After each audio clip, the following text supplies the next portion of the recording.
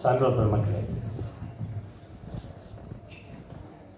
எங்கள் கல்லூரியின் மேலாண் தலைவர், தியாகராசர் நிறுவனங்களின் தலைவர் சிவத்திரு கருமுத்து தி. கண்ணன் ஐயா அவர்களுடைய நினைவு அறக்கட்டளை சொற்பொழிவின் 3ஆம் நாள் நிகழ்வுகள் தொடங்குகின்றன.